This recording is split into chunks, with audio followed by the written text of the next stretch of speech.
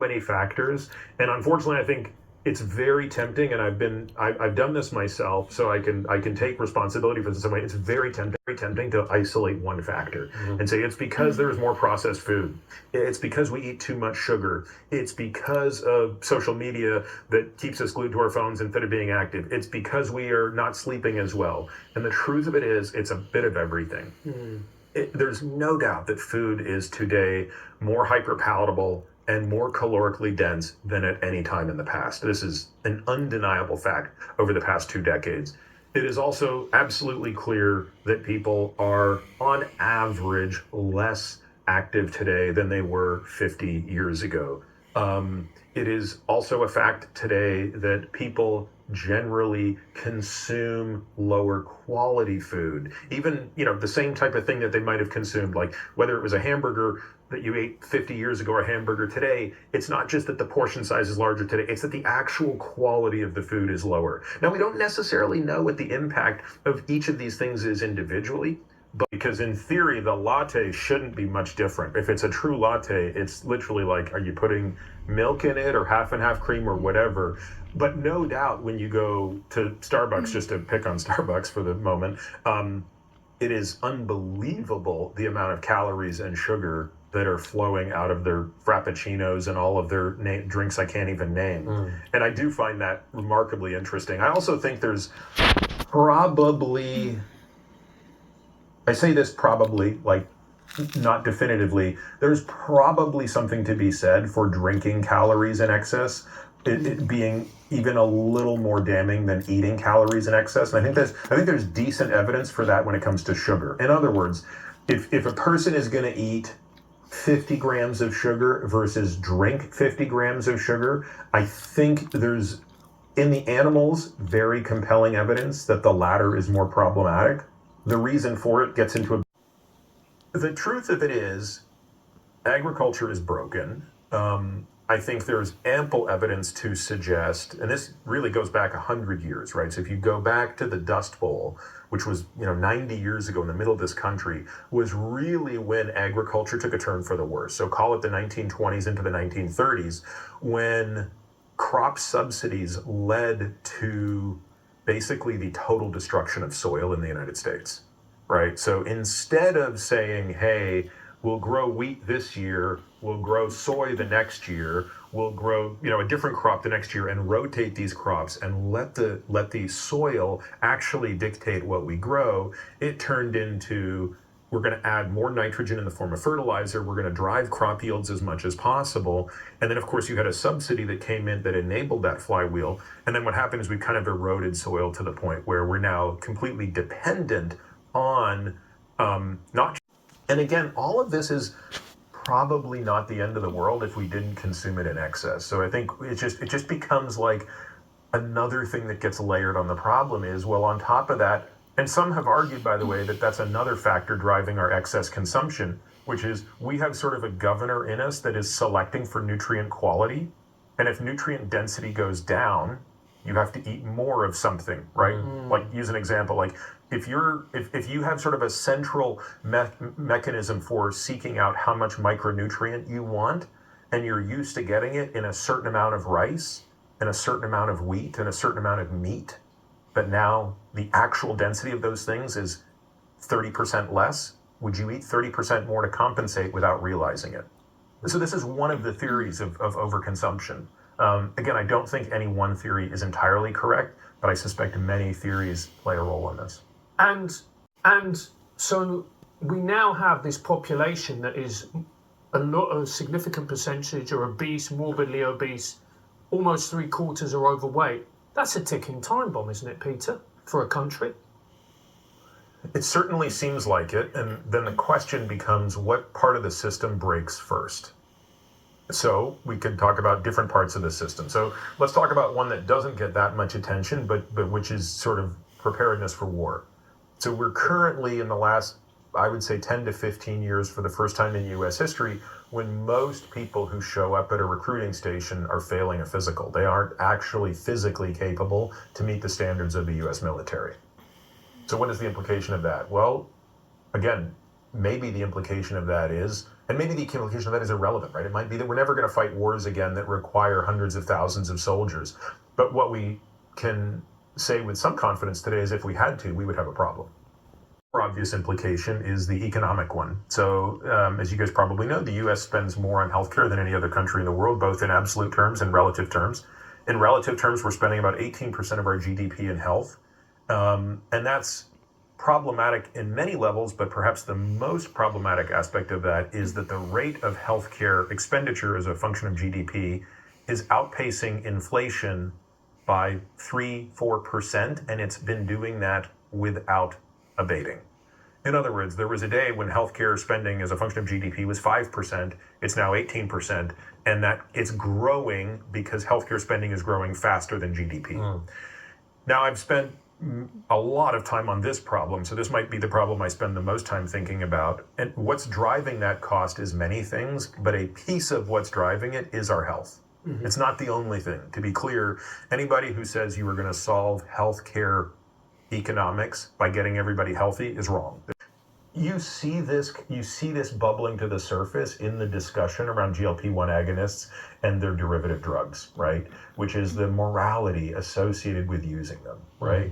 Is it Those are the weight loss drugs? That's correct. These are drugs like, I don't know if they have the same names in the Ozempic, UK. Yeah, Ozempic, Mounjaro. There are newer versions of these drugs that are not even yet approved that look even more potent, right? So semaglutide, which is the drug that is Ozempic or Wegovy, is actually the third generation of that drug. Mounjaro or tirzepatide was the fourth, and then the next one coming out is called retatrutide.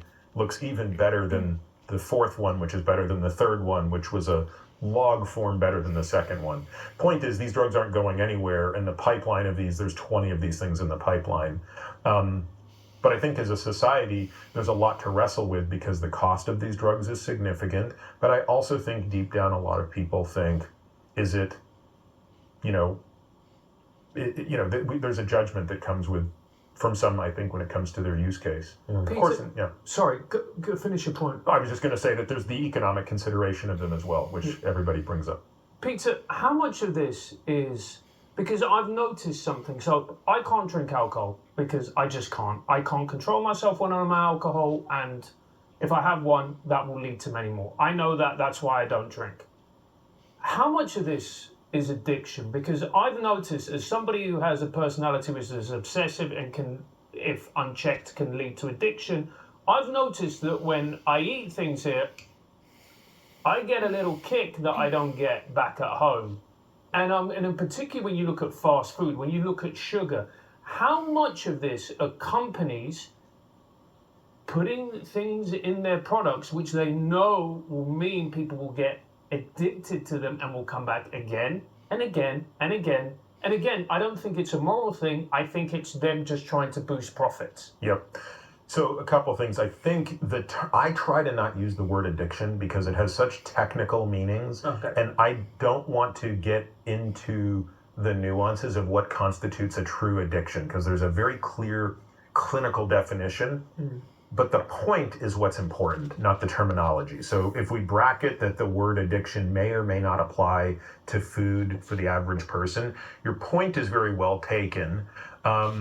And I would argue that any American who has spent any time in Europe, and I love being in Europe, will explain exactly what you've just said, which is we have the reverse experience, right? When we go to Europe, whether we're in Italy, it doesn't matter. You could be in the food central of Europe. You just don't tend to overeat the same way that you can in America. And I have spent untold hours asking people, why do you think that is? What is it in the food in Europe that seems to be different? I have never been able to find empirical evidence to support my assertion. It's all anecdotal, but you are yet one more person to kind of ring that anecdote true. I think there's a lot of things, right? I do agree that in Europe, the portion sizes are so much smaller. And I think that this has been an observed phenomenon that's been done in studies. When you give a person a portion size, they will often eat past their limits. So there was the experiments done many years ago where they gave people these drinks, right? So it was kind of like a milkshake sort of thing. And they had one group drinking one drink and another group drinking another, but the one group was drinking it where it was being refilled at a level that, allowed it to constantly stay higher than it would have been if they were just drinking it. And of course, the question is, are people stopping when they're full, or are they stopping when they finish? And of course, these people were drinking more than the other people, meaning the people who had a refilling drink. So that would suggest that if you put more food on a person's plate, they're going to eat more. So portion sizes matter. Most people have talked a lot about the differences in wheat quality between Europe and the UK, between Europe and between North America. And obviously a big difference here is we use glyphosate on our wheat. In Europe, it is not used. And so it's really not, to me, about the GMO distinction, but it is clear that there might be a difference in the use of glyphosate. For example, people talk about how they just don't feel as bloated when they eat things there. You've already alluded to the fact that less sugar tends to be used. But also, it's like, think of how smaller the cans and bottles are and stuff like that, right? So... Oh, yeah, man. We went for a meal with somebody the other day, and you just go to the fridge, and there's a litre bottle of Coke. A litre. And that's the minimum size you can get. That's fucking crazy. On what we ultimately consume. Now, if I were czar... but I also had infinite time where I could do multiple experiments. So I had kind of like a parallel universe. The first thing I would do is just see what happened when I removed all crop subsidies. I don't believe that's the answer, by the way. In fact, I don't think that will get us where we want, but it will perturb the system enough, and I would really like to see what would happen. Right, so right now in the US, corn and soy are the dominant crops, and they are heavily subsidized. Of course, corn is the backdrop for most sugar, right? Most sugar in the United States is not cane sugar. It's high fructose corn syrup, obviously derived from corn. I would be very curious to just see what the economic ramifications would be of a complete elimination of subsidies. Then what I'd want to do is perturb the system further in the direction that I would want things to go, right? Everybody knows, show me how a person gets paid and I will show you how they act. And so if we wanted to create a state where fruits and vegetables, whole foods, regenerative agriculture as a concept, which we didn't talk about, but we could, became the norm, which meant it wasn't just available to rich people in Beverly Hills, but it was available to everybody, right? Anybody who was trying to put food on their table could acquire this food. What would have to be true? And I would basically work backwards from that desired state to what are the economic incentives that need to be in place. So in this sense, even though I think many people don't like the idea of the government putting their finger on the scale, I think this is one of those examples that, as you said, if you just let capitalism run amok, it's going to purely maximize profits, and it has no consideration for the externality of human health. What I think instead we want is modified capitalism. We want all the tools of capitalism in the innovation, but the government probably needs to have their thumb on the scale in a way that puts a guidance system on that missile. And currently that guidance system is broken. And I believe it's in large part due to how food is subsidized today. I would just want to do the experiments of changing those subsidies in a way that would produce a different desired outcome. So, and that's not a satisfying answer because I'm not telling you what those changes need to be, but it's A, because I'm quite ignorant of it at this point, and B, I'm not sure anybody fully knows. And capacity to maintain homeostasis in this regard is incredible. But what are the consequences of that? Well, the more glucose you have in your bloodstream, the more glucose sticks to various proteins in the body. And that leads to certain issues that result in microvascular damage. So you've probably heard of people with type 2 diabetes. They're more likely to have impaired vision. They're more likely to require amputations, get kidney disease, cardiovascular disease, small vessel disease in the brain. And then the other thing that happens is you have higher levels of insulin because you have more insulin trying to put that glucose away. And then higher levels of insulin tend to be more damaging to larger blood vessels.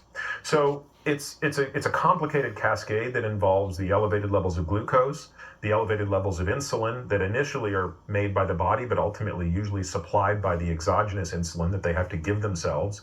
And then you have a whole host of other factors, including the inflammatory cascade that comes from the excess adipose tissue, meaning excess fat cells produce excess inflammation, cytokines that also lead to damage of organs. And there was something in the book that I found incredibly fascinating where you were talking about tumours, cancerous tumours, and the effect that glucose had on them.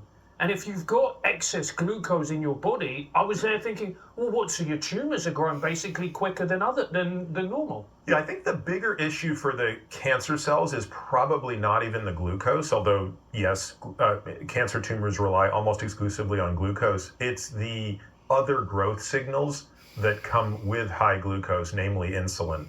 So I would argue that it's the hyperinsulinemia more than the hyperglycemia that is probably the more important relationship link between type 2 diabetes and the increase in the prevalence of cancer. Peter, I want to talk about, before, in this interview at the end, about some of the answers to these things at an individual level. But before we do, one thing we really want to talk about that you don't talk about in the book is testosterone. We know that men's testosterone is going down generation by generation. First of all, do we know why that is? There's probably a couple of reasons, but the data would suggest that the most dominant explanation for why basically a 30-year-old man today has the same testosterone as a 50-year-old man did about 40 years ago. Wow. So that's a demonstrable fact.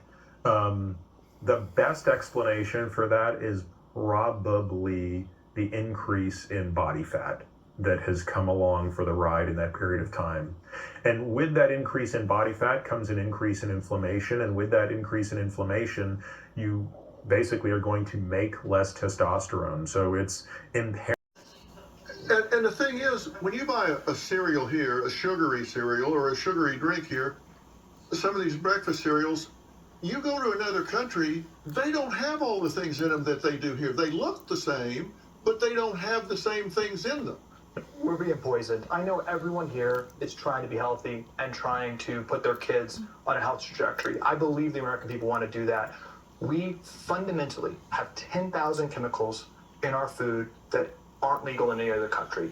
We fundamentally, in the United States, our Nutrition Guidelines Committee is able to accept money from the food and pharma industry. 19 out of the 20 advisors who make the nutrition guidelines for our children have been paid by food or pharma companies. And today, sitting here today, the USDA says that added sugar is a healthy part of a 2-year-old's diet. When we have a metabolic health and obesity crisis, we are getting the wrong advice and we're getting the wrong incentives. SNAP, the Supplemental Nutrition Program for lower-income Americans.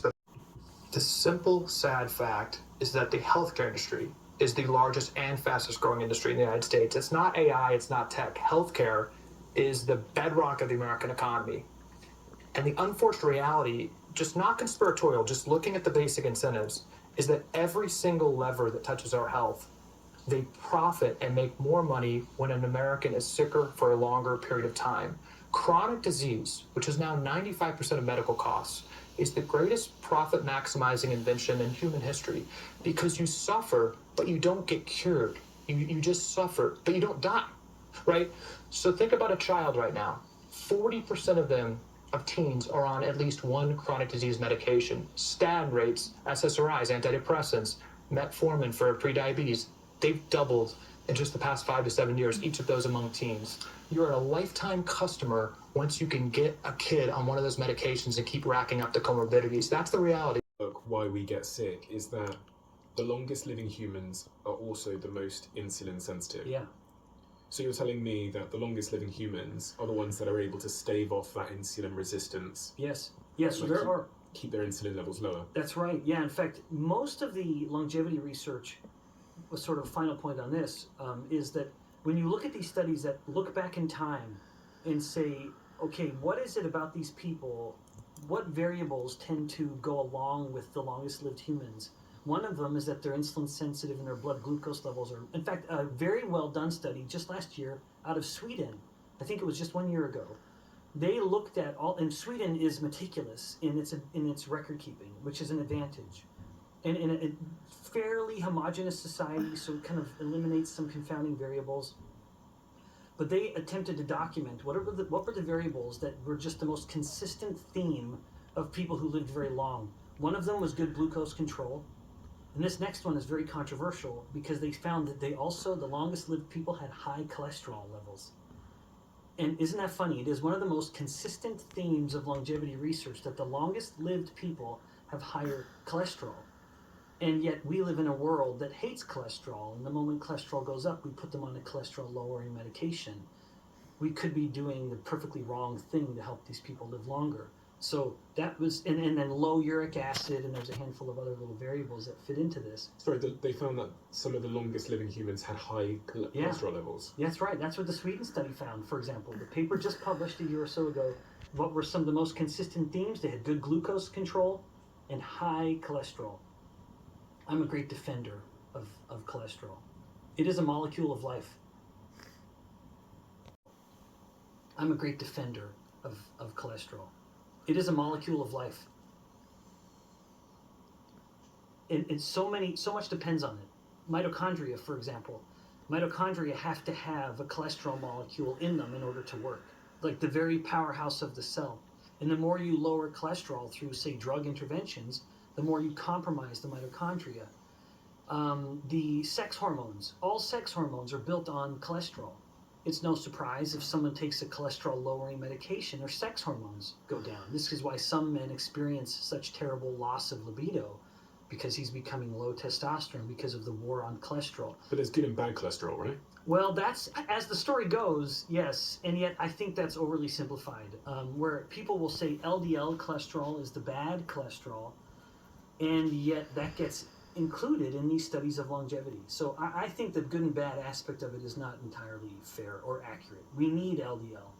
And LDL is just as much a component of the immune system.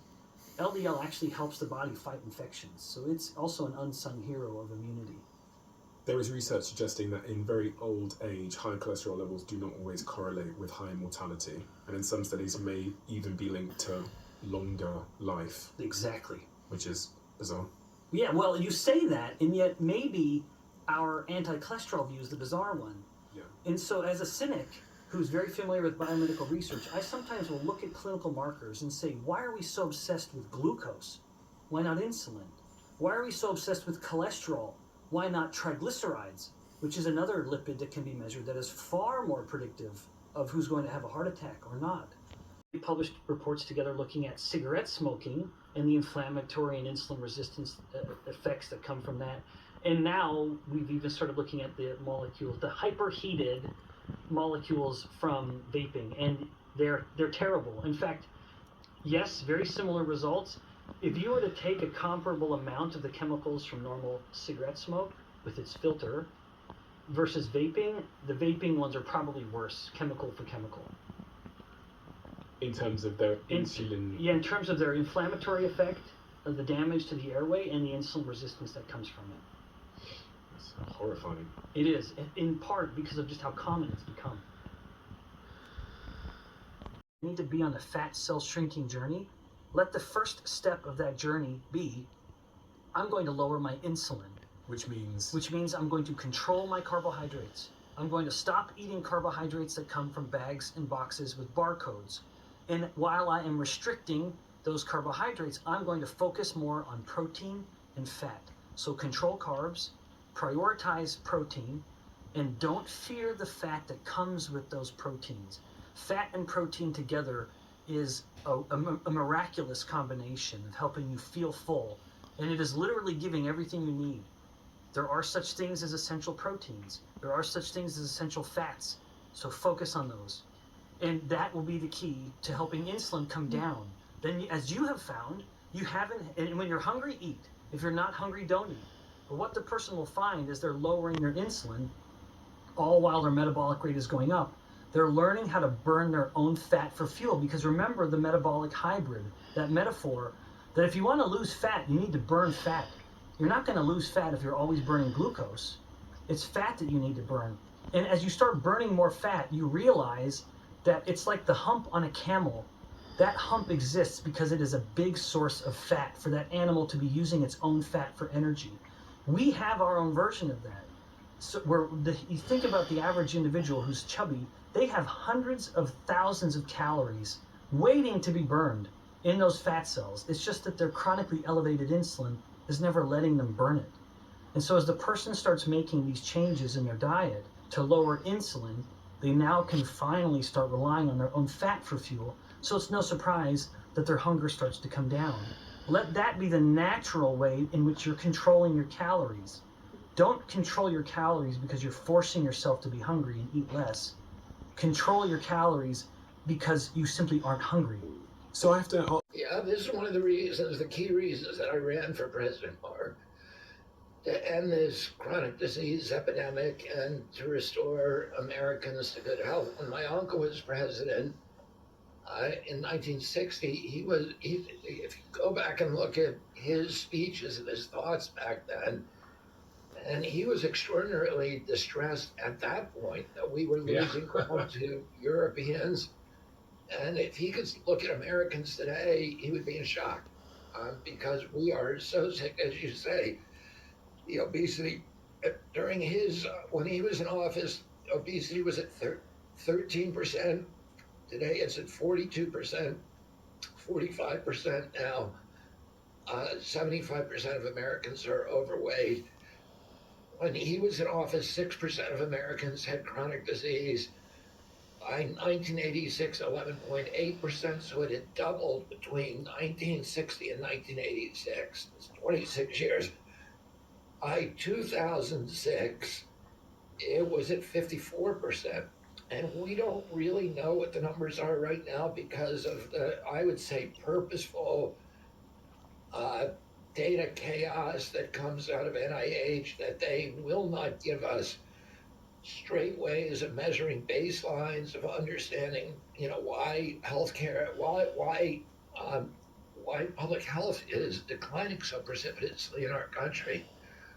And it's clearly, these are epidemics. The epidemics, we're seeing epidemics of all these chronic diseases, not only obesity, neurological diseases, ADD, ADHD, speech delay, language delay, tics, Tourette syndrome, narcolepsy, ASD, autism, all of these diseases that you and I never heard of when we were kids. There was that one troubled kid in the class, and now it's like half the class, right? Yeah, I mean, autism's gone in 1 in 10,000 in my generation. So 70-year-old men, 1 in 10,000 have full-blown autism. And by that, I mean non-verbal, non-toilet trained, stimming,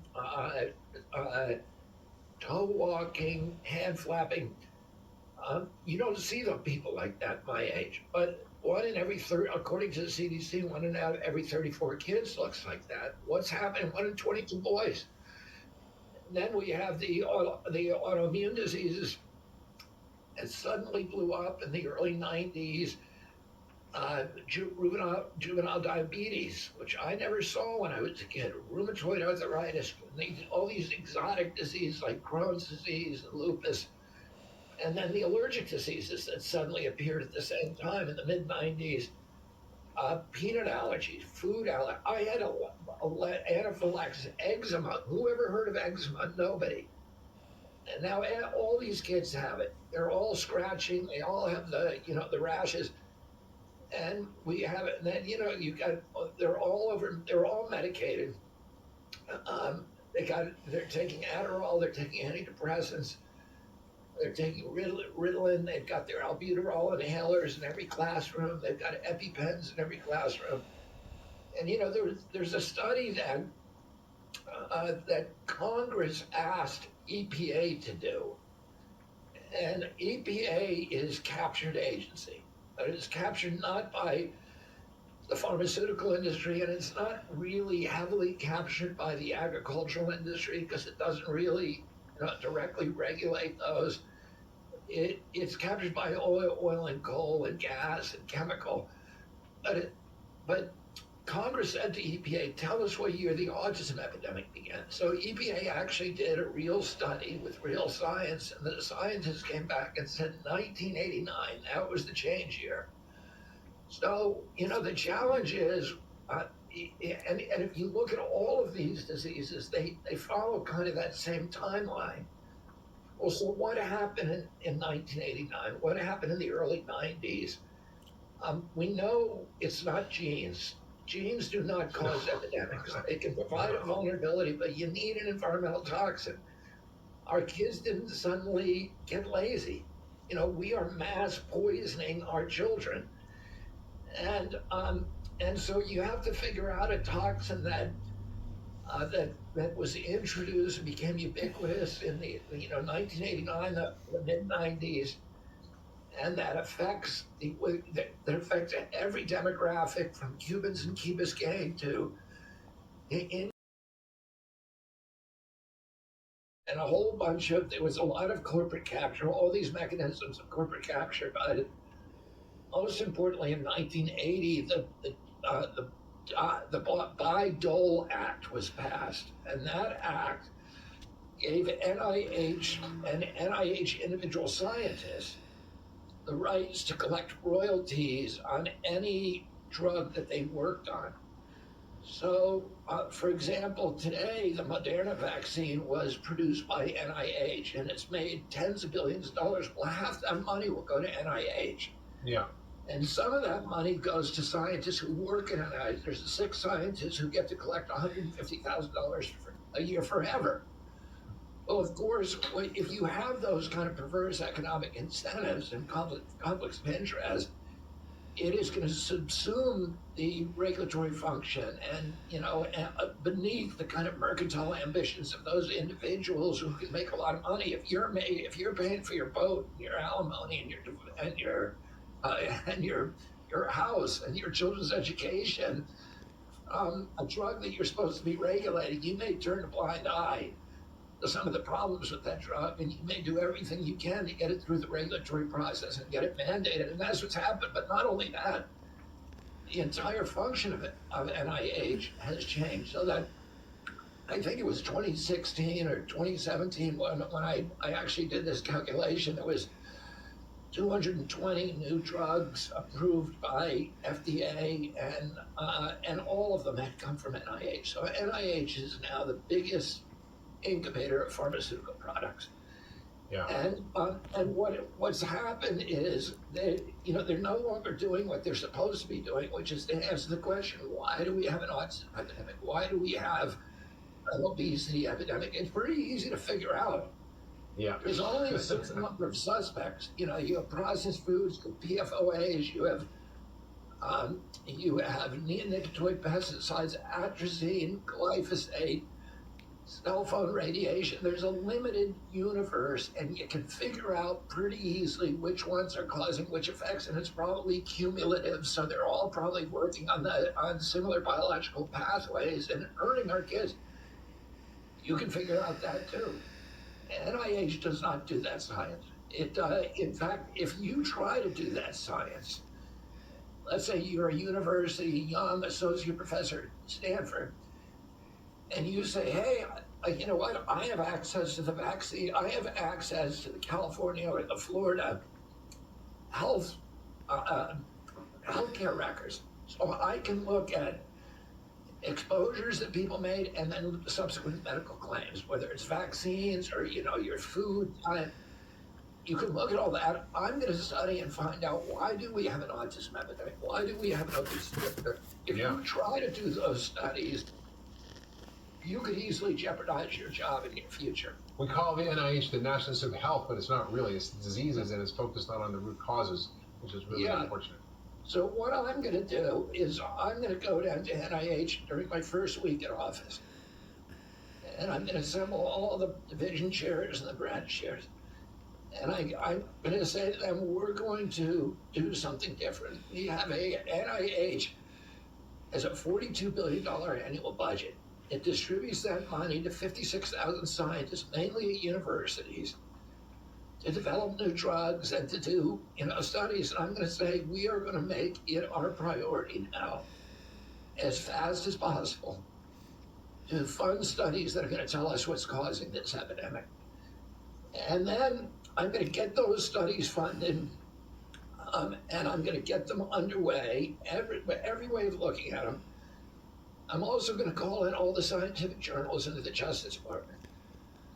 And I'm going to say to them, you've been serving the interest, you've been lying to the public. You are representing yourself as a neutral and reliable source of health information. And you have done tremendous damage to public health because you are not that. You are publishing fake science that is designed to promote the mercantile ambitions of the pharmaceutical industry and of the food industry, of the big agricultural interests, of the oil and gas and coal and all these other big powerful industries, and you're lying to the public, and you've caused tremendous damage to public health. And I'm going to hold you responsible. I'm going to litigate against you under the racketeering laws, under the general tort laws. I'm going to find a way to sue you,